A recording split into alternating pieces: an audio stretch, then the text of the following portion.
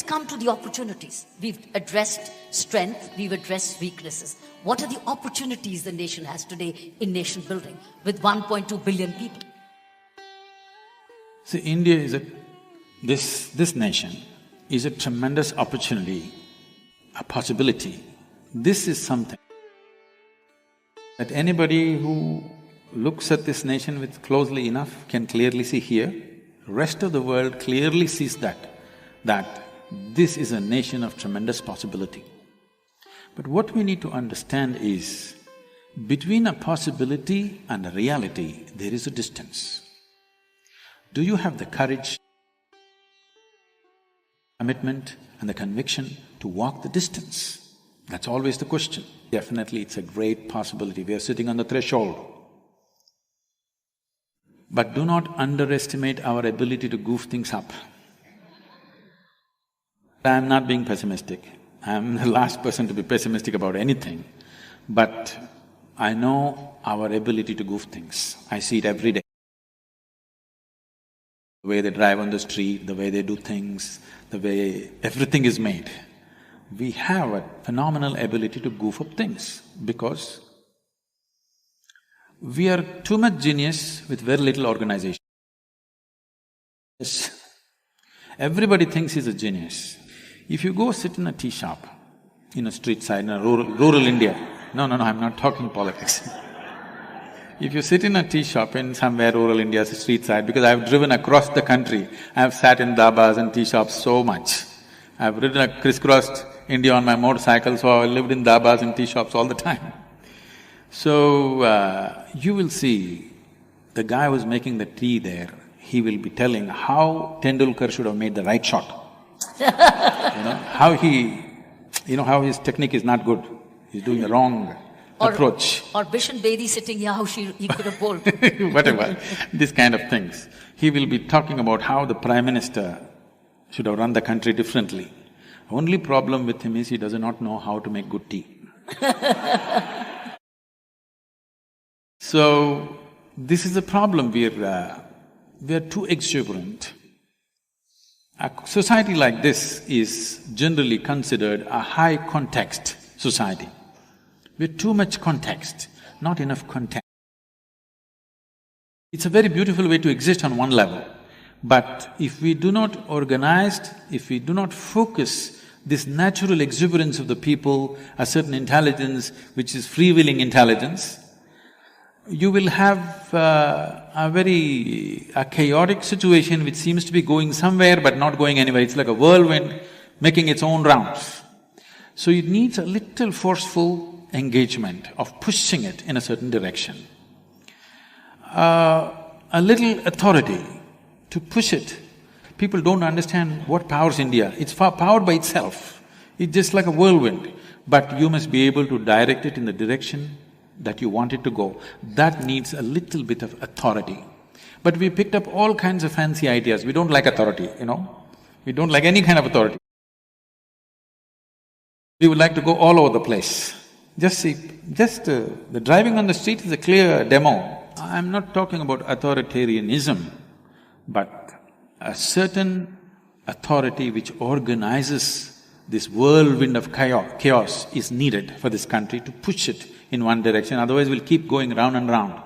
We've been sitting on a threshold. For me, the economic development that everybody is talking about, I am not thinking about how you can transform your life from Maruti to Mercedes, that doesn't matter to me. I'm not against cars, I like them but that is not the thing.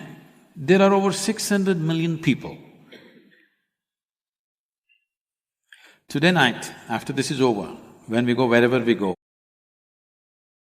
table at which we sit, there will be a choice of dinner that you and me can choose. There are 600 million people who have no such choice tonight. The child who has to go to school tomorrow, he is not eating what is necessary for him to go and remember who is Mahatma Gandhi's wife. He doesn't care a damn, because he's not eaten right. The woman who carries a child in her womb doesn't have the necessary nourishment to bring out something that's worthwhile. Now, this can change in next 5 to 8 years' time if we handle things right. It matters that we handle this right. So you really combine the opportunity with the threat. Because the same population, the same energy, if goofed up, as you said, could be a threat. Of Is course. there any other threat other than this? See, this is the biggest threat for India. This also happened in the economic forum. Our people, particularly the corporate and also the ministers were… everywhere you hear this, I think everybody is repeating this chant, "We are the youngest nation in the world, we are the youngest nation in the world." I sat through this and I was amazed why everybody is gloating about we are the youngest nation. So I asked them, what happened to the old people?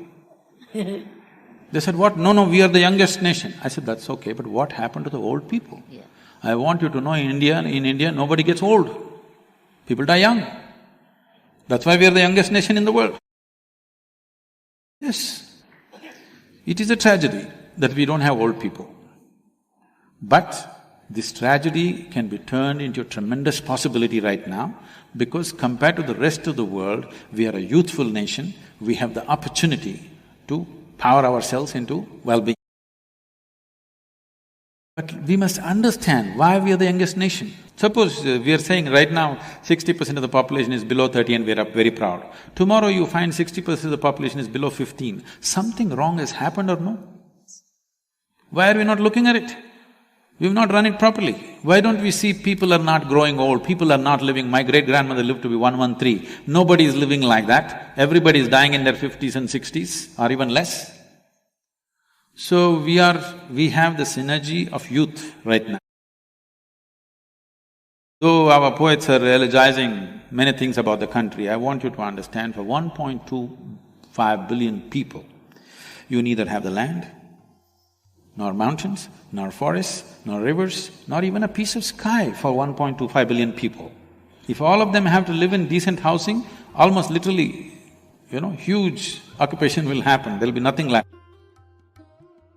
Only reason why we seem to be managing is because they're living like cattle packed up in one room, 12 people are sleeping, we're managing. If every one of them has to have a decent bedroom, you won't have place. So only thing that you have is people. If you have this population, educated, focused, balanced and inspired, we are a miracle. If you leave them uneducated, unfocused, uninspired, unskilled, we are the biggest disaster waiting. Do we need money? We have the money. We have the money, we have not had a determined leadership. What is been lacking is leadership. Because I'm not somebody who takes any political stance, but I'm just looking back, I'm seeing, leave the first 25 years after independence. They did whatever best they could do with little that they had and it's a heady times, okay? But after the passing of Jawaharlal Nehru, we've not really had a prime minister. In the sense, somebody always except that Lal Bahadur Shastri for a short period and maybe Narasimha Rao for a little period, which was… government was tottering all the time. Rest of the time, somebody becomes a prime minister only because somebody dies and Indian emotion, like a cinemite, overtakes everybody and somebody's daughter, somebody's son, somebody becomes the prime minister. We've never really had someone who has roots in the nation, who knows what this country is and who's burning with aspiration to make this nation something. We've never had that. It's only by default that people have become prime ministers in this country. But don't the leaders come from within the community, within the people? No, I'm saying prime ministers happen only because somebody died. But you also have certain states. We're talking about even state governance. We're not only talking about central governance. Yes, but… India has 29 states today. It's state governance. Look what's happening with Uttar Pradesh today. Uttar Pradesh, what is happening? It's a leadership which was elected 2.5 years ago with overwhelming acceptance. What happened? It come from within. But what's gone wrong? What is the present state? I'm not saying gone wrong or right. So aren't people responsible for it? No. We are a democracy in paper. But our mindset is essentially feudal. Because I'm saying even among the elite and educated, suppose you do well tomorrow, Suppose our present Prime Minister does really well tomorrow, people will cry, I wish we had a son. You understand? People will cry, we wish he had a son, because when he goes, his son could become the Prime Minister. I'm saying in our mindset, we are still feudalistic. So when you are feudalistic, things are run in a certain way. What essentially it means is, being feudalistic or democratic is, feudalistic means who your father was matters. Democracy means I don't care a damn who your father was, I don't want to know. This is why I said Mahatma Gandhi's wife, I don't want to know who she is, I don't want to know who Mahatma Gandhi's father is. We bow down to him for who he is, and that's all that matters to us. And that's how it should be in a democratic nation.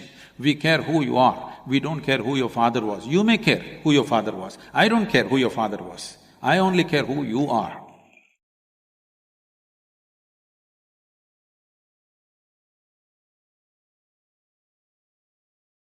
David Brower was a smart man. He said, capitalism is a great idea, we ought to try it.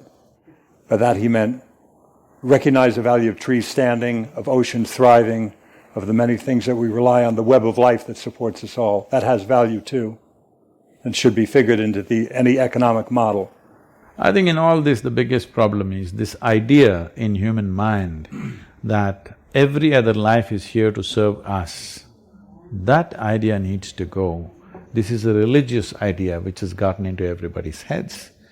I've lived in jungles, I see reptiles, ants, grasshoppers, bees, elephants, they have a full-fledged life of their own, complete life of their own. And how come we think we are the only life that's worthwhile here? This is a wrong idea that's gone into human head. Every other life is here to serve us. This needs to go. For our own well-being, we can't lose those species. It's like how many rivets can you lose from an airplane before it ceases to fly? For our own well-being, for our own survival, we need that web of life to live. If we lose the bees, the pollinators, we know what that will do to our food supply. We've seen what the loss of trees has done around the world.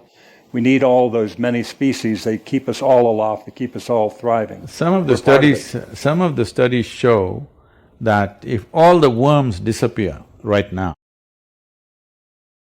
all life on the planet will disappear in 18 months' time. If all the insects disappear, in 3.5 to 4 years' time, all life will disappear.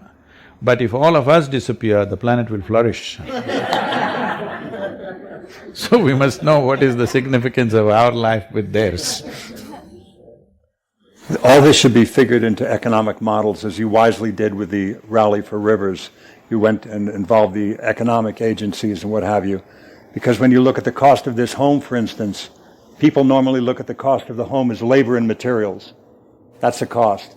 What's the cost of running the home? The cost of running this home over its long life, it's built out of steel, will be a fraction of what it would be with a normal home. So the cost of the home, to look at just the cost of labor and materials, that's like looking at an iceberg, just the piece above the waterline. The piece below the waterline is huge. That's the cost of running the home, and there's an economic case to be made for that, I think.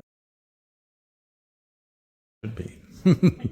Right now, the way we are running our homes, our commercial establishment, our cities, in my opinion, tell me if I'm wrong, I think it's 70% just waste. With 30% we could do pretty well. I wouldn't be shocked. Just maybe we have to walk a little more, we have to do a few more things, and we would be much healthier and fitter by doing those things. We don't have to simply walk on the treadmill, we could walk on the street. If people came from another planet, could you explain that to them, where you get in your car and you drive to the gym, and when you get to the gym, you get on a bicycle? Would you be able to explain that to somebody? It's nothing if not amusing.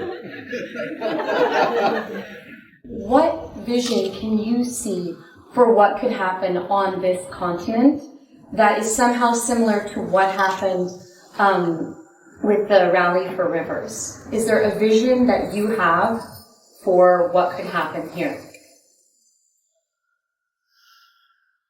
See,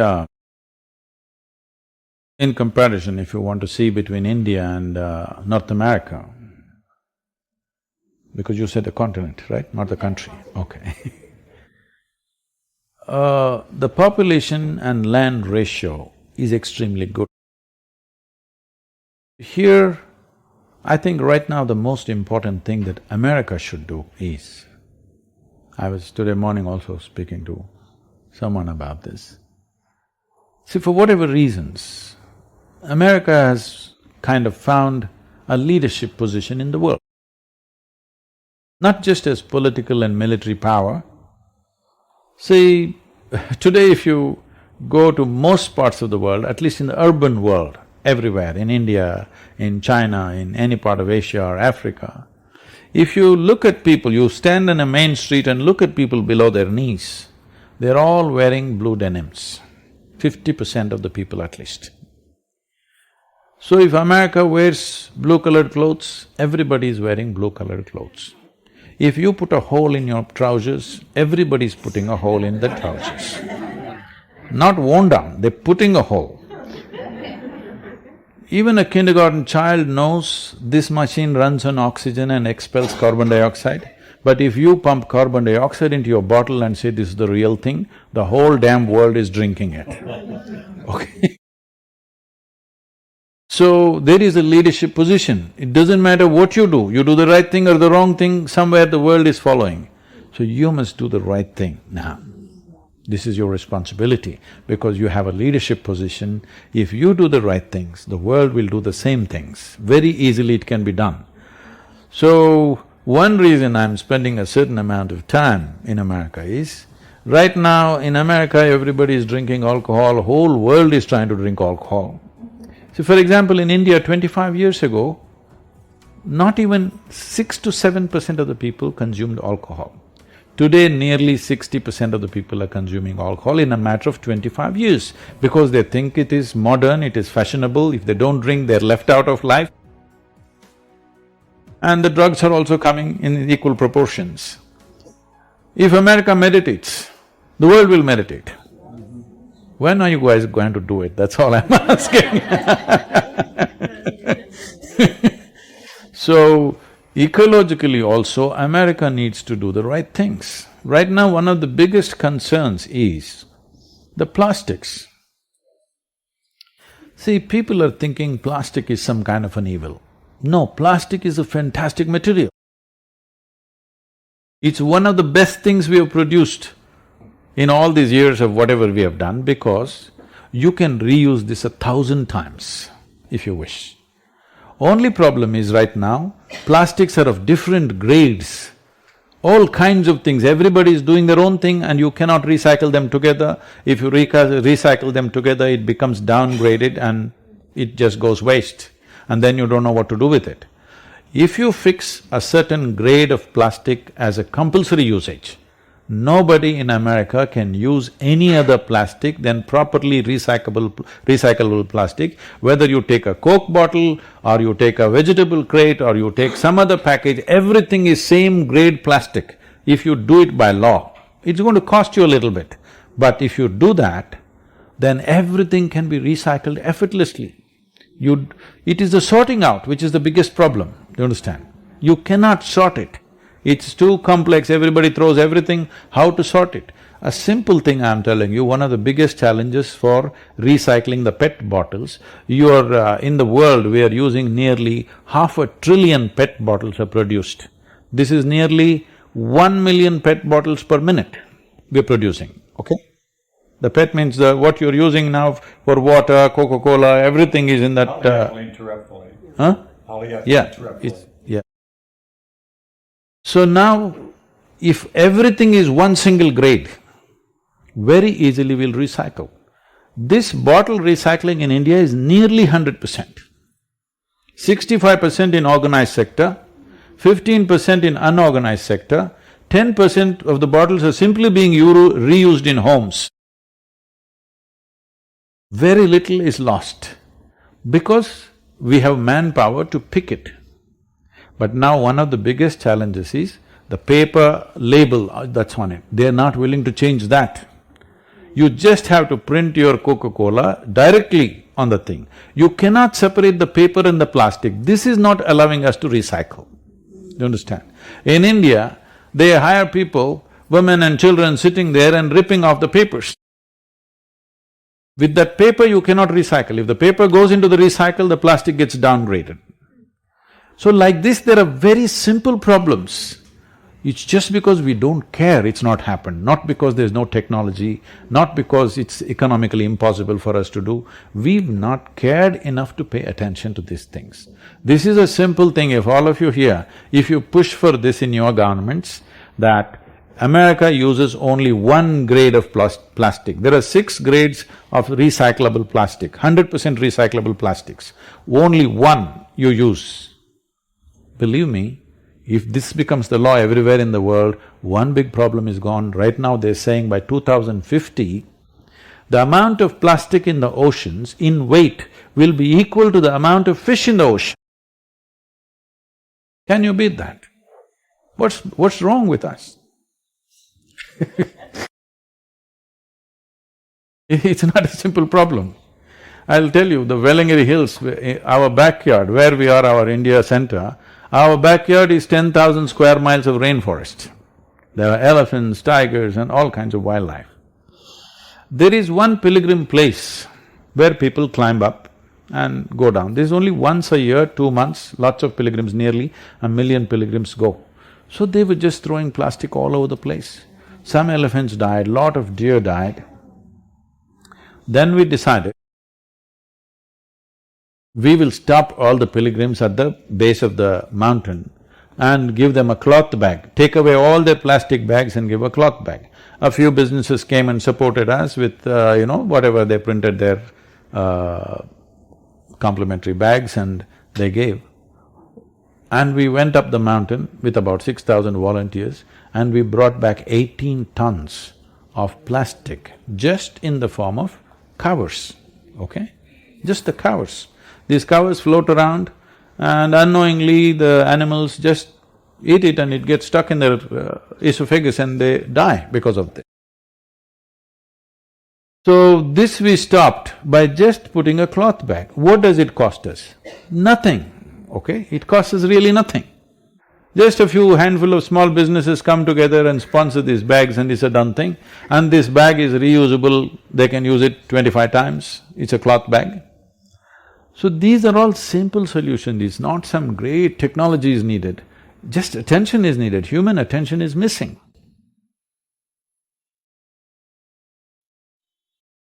What would you say is the best way that we can approach transforming our agricultural system? See, there are ways of looking at it as to what is ideal thing to do. Or what is the small corrections we can do so that we are in a little better place. These are 2 ways to look at it. Because if we talk about the ideal, people will anyway give it up. They're not going to make all those changes in their life. Well, Ed is growing everything that he needs, I believe. To some extent, not everybody can do that, somebody is living on the 20th floor. So, one thing is the usage of pesticide and this, I call them freaked out seeds. Not normal seeds, they're freaked. You take out the freaked out seeds and reduce the usage of pesticide and fertilizer. If not getting rid of it, at least let there be a law, in 10 years' time you can use only 50%, in 20 years' time you can use only 20%. This must happen. If you don't do this now, the worst thing that you're doing is, you're taking away the insect population. If you take away the insect population, believe me, there is nothing you can do on this planet. They're not small. They're small in size, but their role on making of this planet is very, very big. So, we've been spraying insecticides from airplanes. The most criminal thing we have done is this. From airplanes, we've just sprayed large scale, killing everything. This is chemical warfare. This is not agriculture. All this comes from that fundamental idea which I mentioned earlier, that we think we are the only life. Everything else is subservient to us. We can just mass murder everything and somehow have a fun. for ourselves. It's very corny. Now, the important thing is, this is not going to happen out of people's awareness. I don't believe that. There must be law. Clearly, we must set forth. From today, in 5 years' time, 25% of the insecticide that you're using per hectare must go down. In 10 years' time, I'm just saying off the cuff, the numbers can be arrived at for different crops. But for different crops at different levels, we must say it must go down like this and aim at 30 to 40 years' time, there should be no pesticide, no fertilizer, everybody must produce the necessary organic material to grow a crop. If you don't do this now, we may not all die, but we will suffer immensely due to variety of problems in our systems, physiological and psychological problems. Just see the number of problems we are going through. See, you take United States as an example, considered to be the most affluent country on the planet. Why does an individual human being seek affluence or a society seeks affluence? On the first level, it is a choice of nourishment. I can eat what I want. When a man is poor, he seeks affluence because choice of nourishment. Once that is taken care of, it's a choice of lifestyles. So a society which has an enormous choice of nourishment and lifestyle spends $3 trillion on its health care for 300 million people. This is a crime against humanity. Because to be healthy, you need chemicals. To be peaceful, you need chemicals. To be joyful, you need chemicals. For everything, you need chemicals. So, if this is not cut down, forget about the people who on the backstreet drugs they're doing, but what about the mainstream?